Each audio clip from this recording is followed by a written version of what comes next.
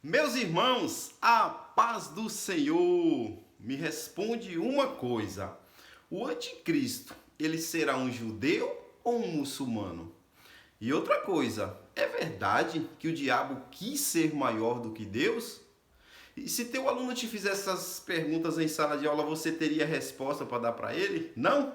Então fica aqui comigo nesse vídeo que eu vou te dar estas respostas e mais alguns subsídios baseados nesta lição aqui, ó, da CPAD, faixa etária dos juvenis, que tem por tema um estudo panorâmico de Apocalipse. Então pega papel, pega caneta, pega a sua revista e a sua Bíblia Sagrada e vamos ao estudo da nossa lição de hoje.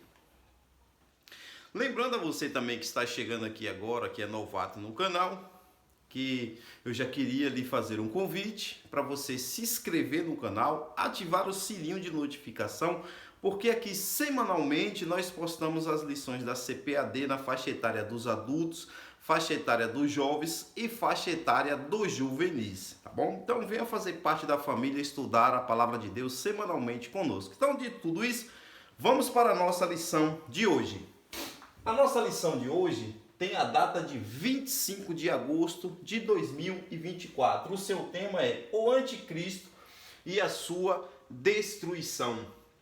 O texto base que estará sendo usado aqui está em Apocalipse, capítulo de número 13, do versículo 1 ao versículo de número 10. E aqui na nossa introdução nós vamos ter o seguinte, ó: filhinhos, é já a última hora, e como ouvistes que vem o anticristo, também agora muitos se têm feito anticristos, por onde conhecemos que é já a última hora. Então é sobre isso que nós vamos estudar nesta lição.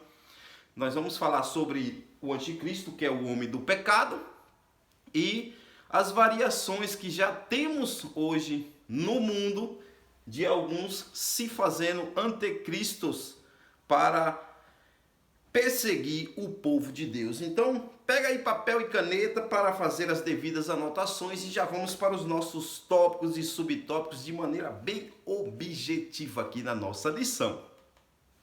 Lembrando também aos irmãos que este slide que estamos usando aqui na nossa pré-aula, ele vai estar disponível na descrição do vídeo, tá bom? A irmã pode clicar lá e baixar tanto o slide como o PDF. Se tiver qualquer dificuldade para baixar, ao final desta pré-aula a gente vamos deixar as nossas redes sociais e aí os irmãos podem entrar em contato conosco e aí será o maior prazer a gente te enviar tudo que for necessário para te auxiliar aí na sua EBD, tá bom? E se o irmão e a irmã tiver dificuldade, a gente está aqui para lhe ajudar sem lhe pedir um centavo por isso, tá bom? É tudo de graça, a gente não pede um centavo não. A única coisa que a gente pede é que você se inscreva e dê um joinha no canal, tá bom? Então, de tudo isso, vamos para o nosso tópico, que tem o título de Quem é o Anticristo? E o primeiro subtópico é a etimologia. Vamos ver o que nós temos aqui dentro deste primeiro subtópico. Aqui dentro deste primeiro subtópico nós vamos ter o seguinte, ó, que este não será, tá, o último governo mundial. Que aqui temos a informação que o governo do anticristo será o último governo mundial. Na verdade, esse não será o último.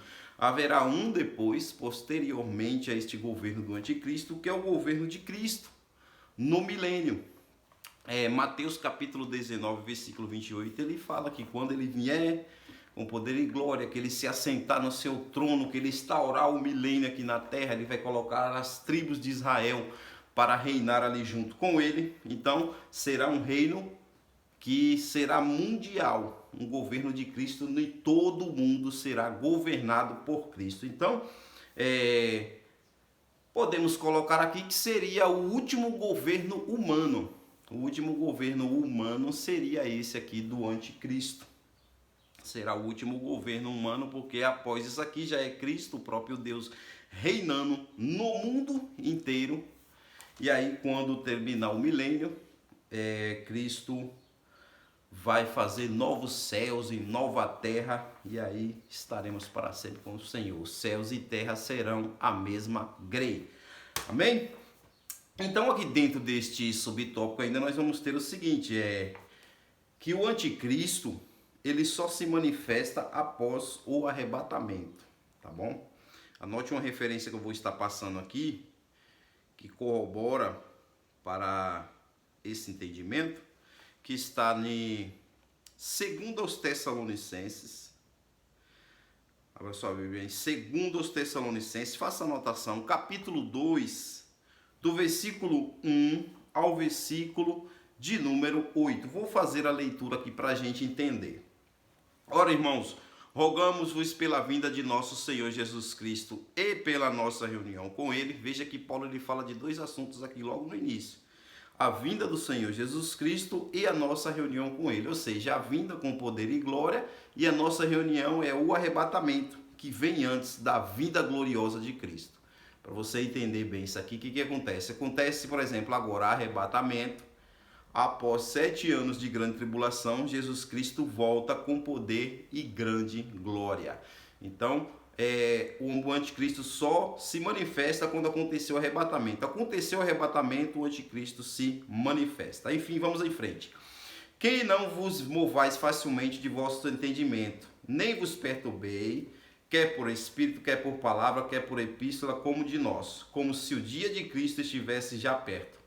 Ninguém de maneira alguma vos engane, porque não será assim, sem que antes venha a apostasia e se manifeste o homem do pecado, ou filho da perdição. Veja que Paulo fala aqui da apostasia. Tem que vir a apostasia antes para que ele se manifeste.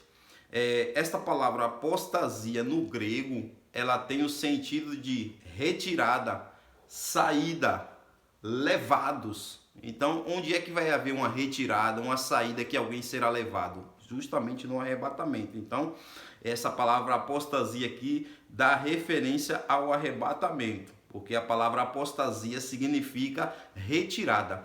Nos nossos dias, alguns interpretam de maneira errada essa palavra apostasia como a conotação de alguém que está negando a fé. E apostasia é uma palavra que ela é composta de outra. Foi retirado da onde? De casa para fora. Foi retirado da rua para a calçada. Então, significa dizer que a palavra apostasia é retirada. Agora, retirada da onde? É do que ele está falando aqui dentro deste assunto, que é o arrebatamento e depois a vinda de Cristo, tá bom? Então, depois da apostasia, que é essa retirada da igreja, do povo de Deus ser arrebatado, aí ele vai se manifestar, o homem do pecado, o filho da perdição, ao qual se opõe, se levanta contra tudo que se chama Deus ou se adora, de sorte que se assentará como Deus no templo de Deus, querendo parecer Deus. Não vos lembrais destas coisas, vos dizia quando ainda estava convosco. E agora vós sabeis o que o detém, para que a seu tempo próprio seja manifestado. E o que é que o detém? Porque já o ministério da justiça opera, somente há um que agora retém até que do meio seja tirado. Olha aí novamente a questão do tirado. Quem é que detém a manifestação dele? A igreja de Cristo que está aqui. E o Espírito Santo está na igreja. Então, quando a igreja for tirada e junto com a igreja for o Espírito Santo, porque hoje o Espírito Santo faz morada na igreja. Quando a igreja for arrebatada, o Espírito Santo vai agir na grande tribulação da maneira que agia no Antigo Testamento, esporadicamente, usando algumas pessoas. Ele vai usar os 144 mil, as 2 testemunhas, enfim, serão pessoas específicas. Não é que nem hoje. Hoje o Espírito Santo faz morada na igreja. Aceitou Jesus, o Espírito Santo está fazendo morada. Mas quando for arrebatada a igreja, o Espírito Santo vai com a igreja e não faz morada. Ele só vai vir esporadicamente usando alguns aqui na terra. Então, este é o que o detém, a igreja o detém até que do meio seja retirada. Aí o versículo 8, e então será revelado o iníquo, a quem o Senhor desfará pelo assopro da sua boca e aniquilará pelo esplendor da sua vinda. Maravilha, queridos. Já chegamos então ao final do nosso primeiro subtópico. Nós já vamos de maneira objetiva para o subtópico de número 2. Saí daqui mais uma vez para você ver a transição do slide, slides totalmente profissional, vai abrilhantar demais a tua EBD. Lembrando também que se você não tem um projetor na sua igreja para estar projetando essas imagens, faça como eu estou fazendo, use uma televisão. Se não tiver uma televisão na igreja ou não tiver como levar uma, leve seu notebook. Se não tiver um notebook para levar, tem uma irmã que me conta um testemunho que ela imprime esses slides e leva para a sua EBD e vai colando ali no quadro onde ela dará a aula e vai discutindo o assunto com os alunos. Eu achei isso sensacional, muito criativo. Então fica aí a dica para quem quiser usar a sua criatividade, amém? Então, dentro deste segundo subtópico, nós vamos ter o quê? A sua identidade, a identidade do anticristo. E o que a gente vai ter aqui no nosso segundo subtópico? Que o anticristo pode já estar no mundo. Calma, não se desespere aí, entenda o que eu estou dizendo aqui. Ele pode já estar no mundo. Ele já pode ter nascido, ele pode estar pronto aí já para governar. E por que eu estou falando isso? Porque nós, pré-tribulacionistas, defendemos que Jesus pode voltar a qualquer momento, certo? Por exemplo, você está assistindo essa aula aqui agora. Eu não sei que hora que você vai estar assistindo isso aí, mas possa ser que eu não consiga terminar esse vídeo aqui e aconteça o arrebatamento, ou você estiver assistindo aí posteriormente aconteça, ou alguns anos, ou meses, ou dias depois aconteça o arrebatamento. Mas para a gente defender isso, a gente tem que entender que o anticristo já tem que estar na terra, só que ele ainda não foi revelado, ninguém sabe quem é.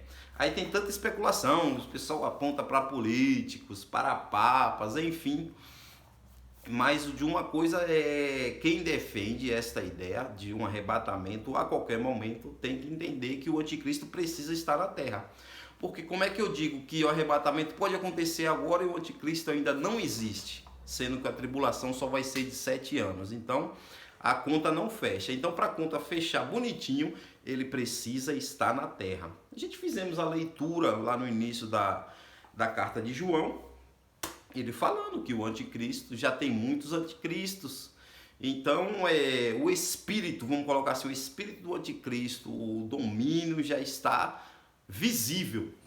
Agora o homem do pecado que será manifesto somente após o arrebatamento, mas ele já está vivo e ele já está na terra. Para a gente entender que o arrebatamento pode acontecer a qualquer hora, a gente tem que entender que ele já deve estar na terra. Agora ninguém sabe quem é ele. E tem a questão lá do se ele, que nem fizemos a pergunta, nós vamos trazer aqui neste tópico aqueles que defendem que ele será um judeu, e no próximo tópico a gente vamos trazer aqui as argumentações daqueles que defendem que ele será um muçulmano. Aí você vai fazer aí o seu pesar na balança e ver qual que lhe agrada mais, porque sim, todos dois têm fundamentos bíblicos para fundamentar as suas teses. E o saudoso pastor Antônio Gilberto, ele dizia uma frase muito interessante. Ele dizia: na discussão teológica, aquilo que é essencial precisa haver concordância, porque quem não concordar com aquilo que é essencial se torna uma seita. Que é o quê? Jesus Cristo veio enviado por Deus, morreu para salvar o pecador, vai voltar para buscar a sua igreja. Nisso tem que se concordar. A salvação é só através de Jesus. Se não concordar com isso aqui, se torna uma seita, se torna uma heresia. Mas tem coisas que discutem na Bíblia que às vezes não fica muito claro. Dá para você seguir tanto um pensamento como o outro e não fere em nada na nossa salvação. É o caso aqui dessa questão de quem será este homem do pecado. Tem algumas vertentes que defendem o porquê disso aqui. Tem muita gente que defende que será um papa, tem gente que defende que será um pastor famoso aí, enfim. Eu trouxe assim as duas que eu acho mais bíblicas, porque fazem mais sentidos. Então eu vou estar trazendo aqui nesse tópico as argumentações pró, que defende que ele será um judeu, e no tópico de número 3 eu vou trazer as argumentações do que defende que ele seja um muçulmano. E aí você vai fazer o seu peso aí. Aqui a gente já vai trazendo meio que a resposta lá do início, tá bom? Ao final dos dois tópicos eu vou lhe dizer em qual assim eu gosto mais, de qual os dois pensamentos. Enfim, vamos lá. Aqueles que defendem que ele será um judeu, entende que precisa ser um judeu. Por quê? Porque para o povo de Israel, para o povo judeu poder fazer uma aliança com ele, poder aceitar o tratado de paz com ele, ele precisa ser um judeu. E este judeu vai fazer esse tratado de paz e depois vai se rebelar. Então, para defender essa tese é usado Daniel, capítulo 9, versículo 25 a 27. Olha só o que diz, ó. Sabe e entende, desde a saída da ordem para restaurar e para edificar a Jerusalém até o Messias, o príncipe haverá 7 semanas e 62 semanas. As ruas e os muros se reedificarão, mas em tempos angustiosos. E depois das 62 semanas será cortado o Messias, mas não para si mesmo. E o povo do príncipe que há de vir destruirá a cidade e santuário. Seu fim será com a inundação e até o fim haverá guerra. Estão determinadas as assolações. E ele firmará, ele quem? O anticristo, aliança com muitos por 1 semana, e na metade das semanas fará cessar o sacrifício e a oblação, e sobre a asa das abominações virá o assolador, isso até a consumação, e o que está determinado será derramado sobre o assolador. Pronto. Aqui entende-se que está falando que haveria 70 semanas onde Israel seria assolado, e depois dessas 70 semanas o Messias viria para resgatar Israel e para se vingar das nações que haveria de estar lhe assolando. Só que aqui no meio da profecia diz que haveria 69 semanas. Cada semana aqui representa anos, tá? Então no caso seria 70 anos. Aí depois de 62 anos, dada a ordem para reconstruir o templo, quando é contado certinho da ordem lá que o rei, eu acho que é Xerxes, dá ordem para Neemias reconstruir o templo, enfim, conta-se 62 mais 7 semanas, que dá 69 semanas, que daria 69 anos. E aí, 69 semanas de anos. Para a última semana, que é os últimos 7 anos, houve-se uma paralisação no tempo. Hoje nós estamos vivendo um tempo da plenitude dos gentios, que o Messias veio e foi tomado, retirado deles e voltou para o céu. Ele está lá ao lado do Pai, que é Cristo Jesus. E nesse tempo, enquanto ele está lá, está dado, vamos colocar assim, um pause na história dos israelitas aqui, nas 69 semanas, e falta só a última semana, que são semanas de anos, que são 7 anos que falta para complementar aqueles 70 para o Messias vir resgatar Israel.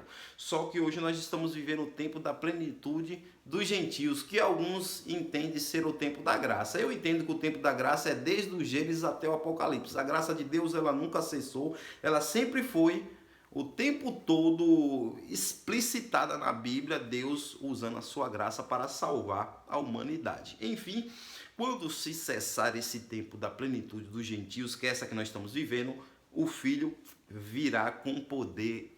Primeiro ele arrebata a igreja e aí inicia-se essa última semana. Quando Cristo arrebatar a igreja, essa última semana de 7 anos se inicia e aí vai haver a grande tribulação. Israel será encurralado pelo povo, pelas nações, e aí Cristo virá com poder e grande glória. Então, para esse gentio ser aceito pelos judeus, aqui em Daniel eles usam isso como argumento para dizer que ele necessariamente precisa ser um judeu. Temos também um texto em que Jesus corrobora, anote essa referência, Mateus, Evangelho de Mateus, capítulo 24, do versículo 15 ao 25, o Senhor Jesus Cristo fala desse abominável da desolação, tá? Que está falando do anticristo. E no Evangelho de João, Jesus Cristo fala uma coisa interessante também, que é usado, tá? É outro texto usado para argumentar que ele seria um judeu. Evangelho de João, capítulo 5, versículo 43. O Senhor Jesus Cristo falou com os judeus o seguinte, ó: eu vim em nome do meu Pai e não me aceitais. Se outro vier em seu próprio nome, a esses aceitareis. Então, veja que ele já estava falando que outro viria e o povo judeu o aceitaria. Porque a única rejeição deles com Cristo era porque ele estava dizendo que era o Filho de Deus, que ele era o Messias, e eles não aceitaram isso aí. Mas ele sabia que Cristo era um judeu. Então, baseado nisso, entende-se que tem que ser um judeu. Que se não for um judeu, o povo judeu não fará aliança e nem paz com ele. É muito coerente este pensamento. Amém? Então aqui a gente já finaliza esse tópico e vamos para o próximo subtópico, que é o que a gente vai trazer as argumentações do porquê entende-se que seja um muçulmano. Mais uma vez, aproveitando a transição do slide, quero lhe pedir para você nos ajudar a crescer aqui neste canal, deixando seu joinha, o seu like, o seu gostei e se inscrevendo no canal, amém? Então, dentro desse segundo subtópico,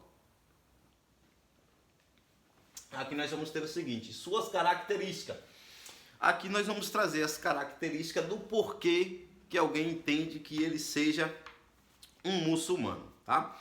Aqui nós vamos ter o seguinte, ó, primeira argumentação é porque ele vai promover uma falsa paz, e para promover essa falsa paz, ele precisa fazer com que o povo ali, os muçulmanos, o pessoal do Iraque, aquele pessoal tudo ali que vive em guerra com Israel, precisa se alguém deles propor a paz para Israel. E aí Israel vai aceitar. Então essa é uma argumentação muito forte, porque é esse povo que vive atacando Israel. Israel não ataca ninguém. Toda vez que Israel é atacado, ele revida o ataque. É só observar na história, toda vez que acontece, Israel ele só revida quando é atacado. Então, alguém deste povo precisa se levantar e propor a paz, conscientizar os seus para não atacar Israel e vai propor a paz. E aí Israel aceitaria de bom grado e de repente, quando analisasse, este povo haveria invadido Israel ali. E aí a situação deles ia ficar muito difícil. Então isso é bem plausível. Por quê? Porque tem uma história aí, eu não me recordo agora muito bem, Mohammed, alguma coisa, que disse que a forma dele vencer os seus inimigos seria usando das estratégias de paz, de comércio e de acordos militares. E aqui vai trazer a descrição dele. Ele será alguém muito astucioso, muito esperto, vai propor uma paz, sendo que é falsa ali, estratégias de comércio e estratégia de se apoiar ali militarmente. Então é uma das características deles que bate com isso, que é uma estratégia que não é de hoje, que já está sendo implantada entre o povo ali, os muçulmanos, aquele povo ali que vive em guerra, para que esse negócio chegue a um acordo de paz ali com Israel. Então é muito coerente esse argumento. E a Bíblia, os versículos que é usado na Bíblia para defender esse pensamento, porque assim, ó, deixa eu explicar outra coisa aqui. Essa guerra que vive de Israel com aquele povo ali, eles são descendentes de Ismael, filho de Abraão.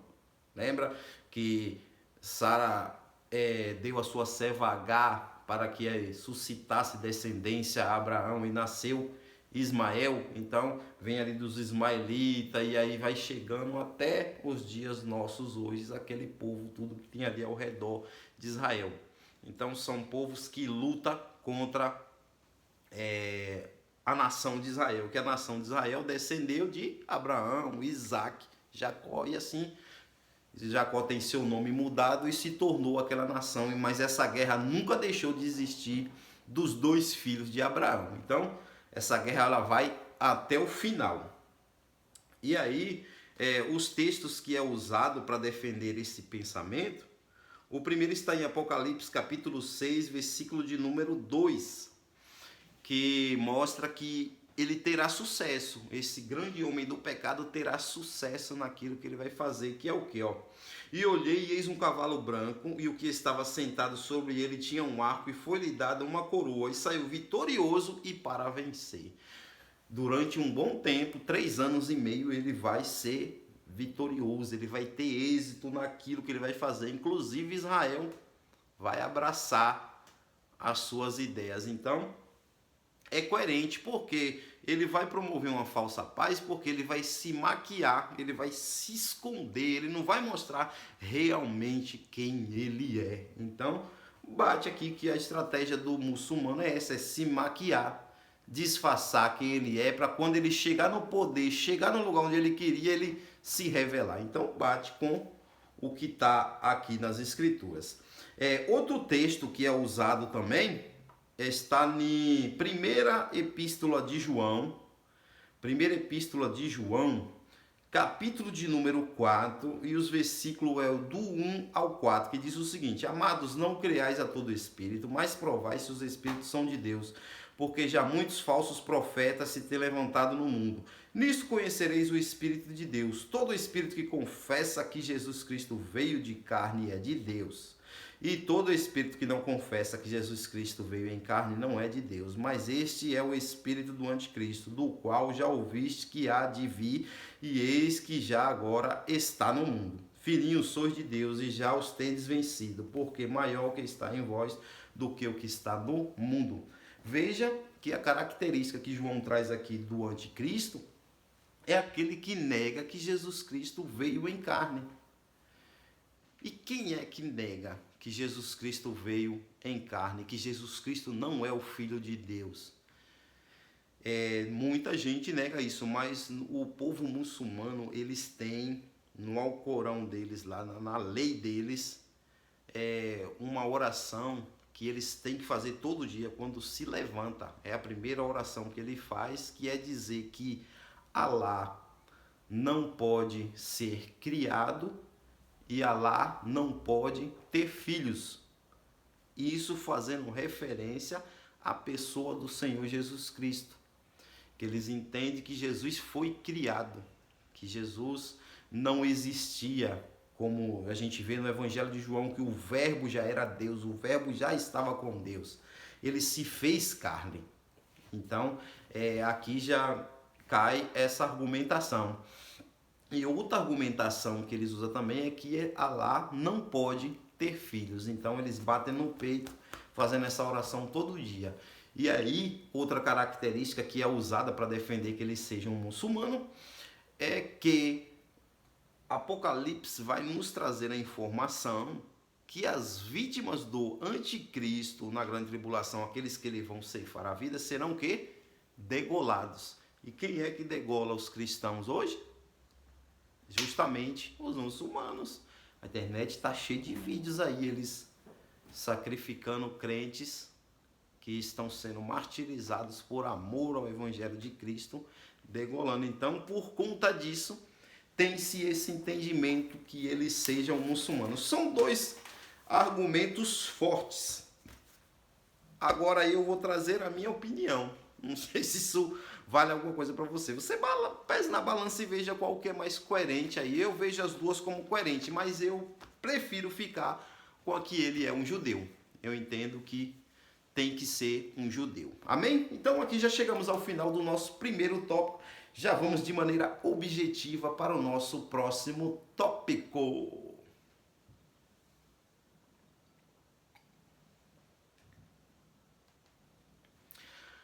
Aqui dentro do nosso próximo tópico, nós vamos ter o seguinte: o propósito do anticristo: exigir adoração. Muito bem, o que a gente vai ter aqui? Dentro deste tópico, nós vamos ter o seguinte: que ele vai operar da mesma forma que o diabo opera hoje. E como é que o diabo opera hoje? Oferecendo coisas em troca de adoração. Foi o que ele fez com o Senhor Jesus. Está lá em Mateus, capítulo 4, versículo 8 e 9. Ele oferecendo: tudo isso te darei se prostrado me adorares. E ele estava oferecendo uma coisa que não é dele, porque ele é mentiroso. Tudo pertence a Deus. Anote essas referências também. Salmo 24, verso 1 diz que do Senhor é a terra e todos que nela habitam. Então tudo é do Senhor. Ageu capítulo 2, versículo 8, o Senhor diz: minha é a prata e meu é o ouro, assim diz o Senhor dos Exércitos. Então tudo pertence a Deus. Ele quer oferecer uma coisa que ele não tem, em troca de adoração. A gente fica, como é que diz? Não seria bem a palavra pena, que ele é o nosso inimigo.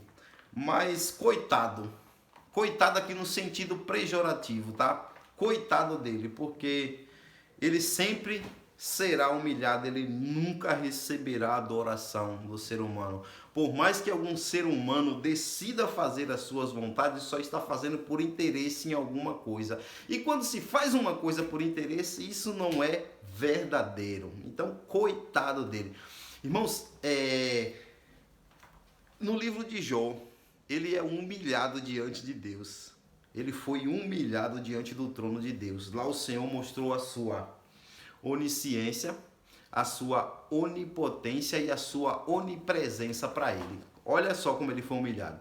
Quando ele chega lá, o Senhor fala: da onde você veio? Ele: de passear a terra e rodear por ela. Então, já foi humilhado ali, mostrando que ele não é onipresente. Ele precisa passear e rodear para chegar nos lugares. Enquanto o nosso Deus está em todos os lugares. Ele já começou a ser humilhado. Segunda humilhação. Ele não é onisciente, porque ele não sabia que Jó não adorava a Deus, não era pelos bens que tinha. Jó adorava pela essência de Deus que estava dentro do seu coração. Só como ele não é onisciente, ele não sabia disso. Aí propôs o desafio de Deus: pode ir lá e faz. Você vai ver que não é desta forma que você está falando. E aí Deus vai lá e mostra a sua onipotência. Ele é o Todo-Poderoso. Você vai lá e toca em tudo, agora não toca nele. Mostrando que o diabo só age até onde Deus quer. Tá? Então, esse é o entendimento. Ele vai exigir, mas nunca vai conseguir isso. Se alguém o seguir, é só por interesse. Amém? Então já chegamos ao final de mais um subtópico. Esse rapidinho, pequenininho. Já vamos para o próximo de maneira objetiva. Slides totalmente profissional, vai abrilhantar muito na tua EBD. Eu já aproveitando a transição, mais uma vez, deixe seu joinha, deixe seu like, o seu gostei. Se você está colhendo subsídios aqui que está lhe ajudando melhor a preparar a sua aula, nos ajude aí, se inscreva, toda semana tem aula aqui, tá? E todas as faixas etárias, dos adultos, dos jovens, dos juvenis, todas elas têm slides e PDFs. Aqui dentro deste segundo subtópico do segundo tópico, nós vamos ter o seguinte: perseguição religiosa. O que a gente vai ter aqui, queridos? Aqui a gente vai ter o seguinte, ó, que ele vai controlar quem não o adorar. E ele vai ter como fazer isso, tá? A gente já vê nos nossos dias aí muita coisa acontecendo, um certo controle com a humanidade. E assim, tudo está sendo preparado para isso. Por exemplo, já existe planos de leis, já existe datas até, se não me engano, 2030, para propor de o papel moeda ser extinto e tudo ser usado só uma moeda digital. Aqui no Brasil tem até um plano, uma moeda chamada Drex, para ser usada. E aí, de repente, com essa moeda digital, daqui a pouco se torna uma moeda só, que será mais fácil o controle. Então, tudo já está sendo orquestrado para que essa perseguição venha a acontecer, e tudo será feito, queridos, através, eu entendo, isso é um pensamento meu, do celular. Que hoje quase que todo mundo tem um celular. O celular virou um documento que todo mundo carrega para cima e para baixo. Todo mundo tem um celular, muitos poucos que não tem. Então tudo vai estar ali dentro desse celular. E eu queria trazer uma informação que é o seguinte, ó. No celular, tá aqui, ó, meu celular. Esta câmerazinha que tem aqui na frente, que a gente usa ali, né, que faz a selfie, chamada selfie. Deixa eu dizer uma coisa para você, essa câmera não foi desenvolvida para fazer essa selfie. Essa câmera ela foi desenvolvida para filmar a reação do seu rosto quando você está ali. Sabe quando você está na tela aqui, ó, passando? Você está vendo alguma coisa, você fica aqui, ó, passando aqui, ó. Aí ela vai vendo a pupila do seu olho.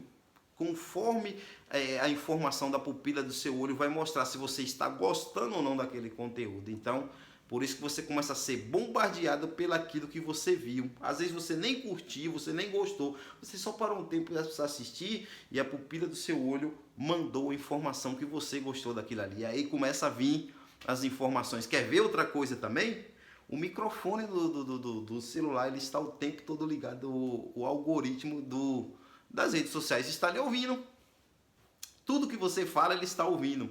Quer ver, por exemplo, às vezes você comenta com alguém, um exemplo, rapaz, eu queria comprar uma moto, tô querendo comprar uma moto. Daqui a pouco você começa a olhar as redes sociais, começa a vir anúncio de moto para você. Então, veja que já é uma forma de ouvir o que você está falando, de assistir você. Não estou dizendo que isso é os modus operandi do anticristo, não, mas veja que tem meio já para quando ele for controlar a humanidade, já tem muita ferramenta aí que vai ser usada por ele. Mas essas que eu trouxe aqui é usada pelo marketing, que é para vender, que o intuito da internet, das pessoas estarem nas redes sociais é vendas, tá? O final de tudo é as vendas, para as pessoas venderem e lucrarem, tá bom? Então, dito tudo isso, já chegamos aqui ao final do nosso segundo subtópico e já vamos para o nosso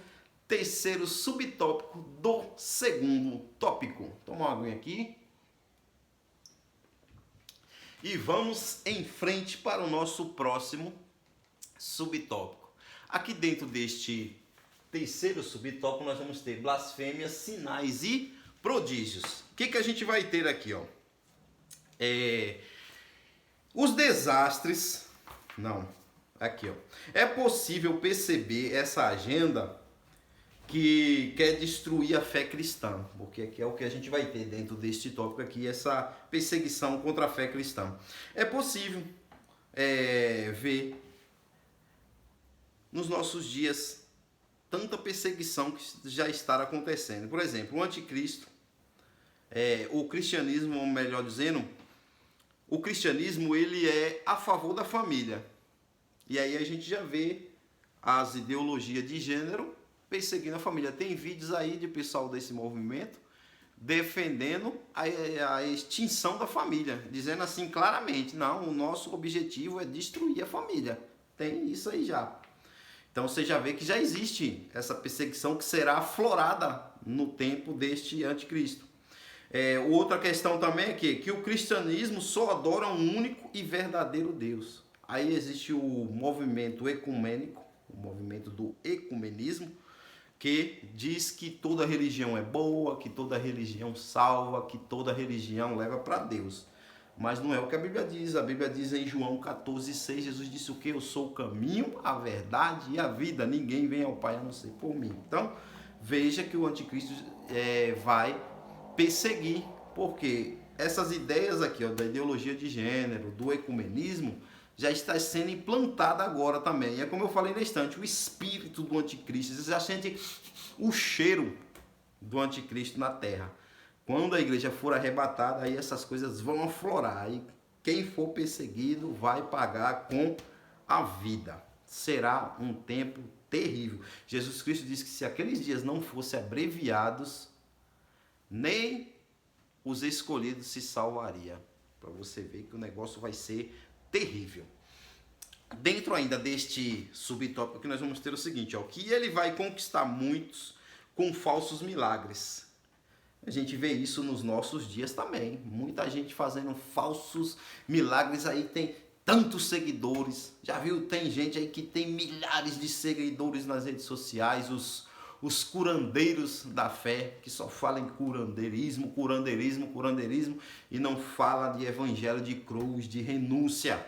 É só um evangelho onde que Deus é o serviçal, que Deus só serve para mudar causas. Mudar causas na área da doença, mudar causas na área financeira, mudar causas. Somente para isso que Deus serve. Mas o evangelho verdadeiro é um evangelho de cruz. Um evangelho onde a gente deve negar a si mesmo para sermos salvos. Mas Cristo falou sobre isso, que haveria. Anote essa referência, Mateus capítulo 7, versículo 22 e 23. Fala desses falsos curandeiros que vai aparecer até diante de Jesus dizendo: Senhor, eu curei em teu nome. Jesus, eu não te conheço. Tá? E em 2 Tessalonicenses, capítulo 2, do versículo 8 ao 12, vai falar que as pessoas hoje que não aceitam o evangelho, que não aceitam a Jesus, não nega a si mesmo, fica aí atrás só de curandeirismo, quando a igreja for arrebatada, que esse anticristo se manifestar, Deus vai enviar um espírito do engano sobre essas pessoas, que elas vão seguir o anticristo por conta dos milagres que ele vai fazer. Leia lá, 2 Tessalonicenses, capítulo 2, versículo 8 a versículo de número 12. Amém, queridos? Chegamos ao final do nosso segundo tópico. E agora nós já vamos para o nosso terceiro tópico de maneira bem objetiva. Mais uma vez, deixe seu like, deixe o seu joinha, deixe o seu gostei. Se inscreva no canal, meu irmão, minha irmã. E na descrição do vídeo vai estar aí, tá? O PDF da lição. A doutrina do anticristo aqui no terceiro tópico. E no primeiro subtópico, a mesma cobiça do diabo. O que a gente vai ter aqui, ó? Que essa mesma cobiça do diabo em querer ser Deus é a raiz de todo o mal. Por quê, ó? Ezequiel 28, do 14 ao 17, vai tratar dessa raiz de todo o mal que se achou no diabo. Ele queria, e aqui a gente já vai estar trazendo a resposta do que perguntamos lá no início. A gente perguntamos se ele quis ser maior do que Deus. Nós vamos trazer essa resposta aqui, tá bom? Ezequiel 28, do 14 ao 17, diz o seguinte, ó. Tu eras querubim ungido para cobrir e te estabeleci no monte santo de Deus. Estava no meio das pedras afogueadas, andavas. Perfeito eras nos teus caminhos, desde o dia que foste criado, até que se achou iniquidade em ti. Na multiplicação do teu comércio encheram o teu furor de violência e pecastes. Por isso te lancei profano do monte de Deus e te fiz perecer, ó querubim, cobridor do meio das pedras afogueadas. Elevou-se o teu coração por causa da tua formosura, corrompeste a tua sabedoria por causa do teu resplendor. Por terra te lancei diante dos reis, te pus para que olhem para ti. Veja que ele ficou encantado com o seu esplendor. Alguns estudiosos dizem que quando ele andava, tinha certos pífaros, certos tambores que emitiam sons neste querubim ungido. Ele cantando era como se fosse uma orquestra tocando. Ele era perfeito, ele era aferidor de medidas. Então, ele acabou pecando porque ele olhou para aquela glória que ele tinha e se achou muito importante. Então, ó, fica aqui o aprendizado. Para a gente nunca querer achar que a gente é importante por causa de alguma coisa que a gente está fazendo. Fica, eu prego muito, eu canto muito, eu faço isso, eu. Não. É tudo por graça e misericórdia de Deus. Senão, a gente não faria nada. Evangelho de João, capítulo 5, verso 15, ou é capítulo 15, verso 5, parte B do versículo, diz... Jesus disse, sem mim nada podeis fazer. Então, fica aí o entendimento. Quando esse sentimento querer tomar conta do coração, repreenda-o em nome de Jesus. Outro texto que faz referência a ele está em Isaías. Isaías, capítulo de número 14, e o versículo 12 ao 14. E aqui a gente tem a resposta da pergunta lá, tá bom? Aqui a gente vai ter o seguinte, ó. Como caíste do céu, ó Lúcifer, filho da alva, como foste cortado por terra, tu que debilitavas as nações. E tu dizias no teu coração, eu subirei ao céu, acima das estrelas de Deus exaltarei o meu trono, e no monte da congregação me assentarei aos lados do norte. Subirei sobre as alturas das nuvens e serei semelhante ao Altíssimo. Veja que ele falou que ele ia ser semelhante ao Altíssimo. Então aqui está a resposta. Ele não quis ser maior do que Deus. Porque assim, Deus é tão grande. Anote isso aqui vale um joinha, tá? Deus é tão grande, tão imenso o seu tamanho, que nem pensamento é possível imaginar querer ser maior do que Deus. tamanho é o nosso Deus, o tamanho que ele é impossível de vir só no pensamento do querer. Vendo Deus, tá? Alguém que vai ficar de frente assim, olhar para Deus e ver o seu real tamanho, o seu real poder, e dizer assim, você maior que isso. Não, ele quis ser semelhante, ele queria ser outro igual, da mesma forma que Deus. Então a resposta é, ele não quis ser maior do que Deus, porque não tem como. Não tem como de forma alguma. Deus é maior que tudo. Nem pensamento tem como ser maior do que ele. Amém? Então, tá aí dada a resposta. Aqui dentro desse subtópico ainda nós temos o seguinte, ó. Quando ele tenta o casal, essa foi a proposta que ele lança para o casal. Qual proposta? De querer ser semelhante a Deus também. Gênesis capítulo 3, versículo 4 e 5. Faça a leitura lá que você vai ver. Ele dizendo, ó, Deus sabe que no dia que vocês comer, vocês serão semelhantes a ele. Então isso seduziu, e a raça humana vive seduzida até hoje, tudo querendo ser semelhante a Deus. E aí ele fará de tudo para se assentar num trono, o diabo, na pessoa do anticristo. E aí ele fica furioso para te derrotar. Pega isso aqui, irmão, também, tá? E minha irmã. Eles ficam furiosos para lhe matar, por quê? Porque ó, Efésios 2, 6 e 7 diz que nós já estamos sentados em lugares celestiais, onde a gente fez a leitura na instante, que era onde ele queria colocar um trono para ele. Deus, na pessoa de Jesus Cristo, já nos colocou lá. Mateus capítulo 19, versículo 28 fala que o Senhor Jesus Cristo vai vir sentar no seu trono de glória, vai colocar a nação, as tribos de Israel ali sentada em tronos também. Isso deixa ele furioso, que o que mais ele queria era um trono e ele não tem, nunca vai ter.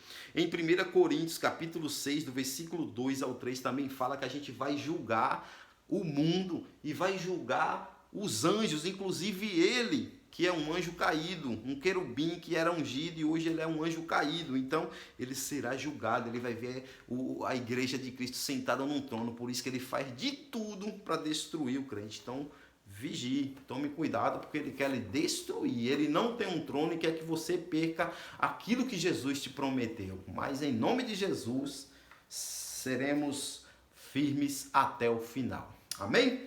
Então já chegamos ao final de mais um subtópico. Nós já vamos de maneira objetiva para o segundo subtópico da nossa lição.